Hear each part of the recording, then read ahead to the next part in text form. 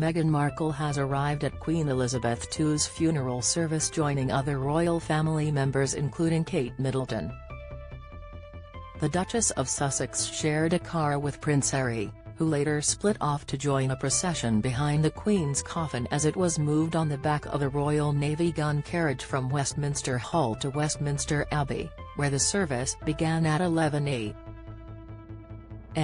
Meghan was seen speaking with other guests at the funeral before the procession started at 10:44 a.m., as Big Ben told for a woman described by many as Britain's greatest ever monarch.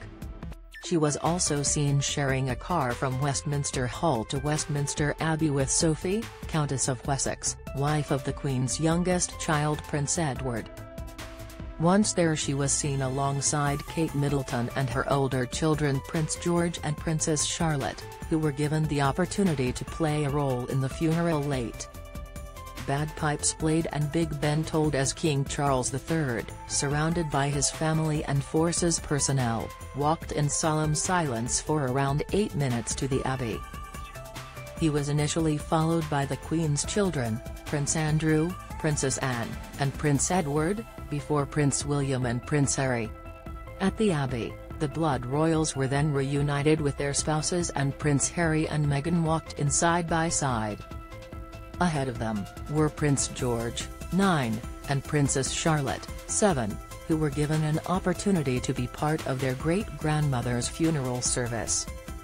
Emotion was visible on the somber faces of family members as they filed into the Abbey, watched on by the great and the good of world politics, including British Prime Minister Liz Truss as well as President Joe Biden and First Lady Jill Biden. The show of royal unity comes after a tense 11 days following the Queen's death on Thursday, September 8, in which difficult feelings bubbled below the surface. First, Meghan mysteriously pulled out of joining Harry on the trip to Scotland, while Harry was expected to arrange his own travel rather than share a plane with Prince William, Andrew, Edward, and Sophie. Then the official announcement of the Queen's death was released to the public while Harry's plane was still in the air, minutes before he was due to land in Aberdeen. Since then, there have been tensions over whether Harry would wear military uniform to a vigil in the Queen's honour and whether the Sussexes would attend a reception for world leaders at Buckingham Palace on Sunday, February 18, on the eve of the funeral. Harry released a tribute to the Queen on Monday, September 12. Her unwavering grace and dignity remained true throughout her life and now her everlasting legacy.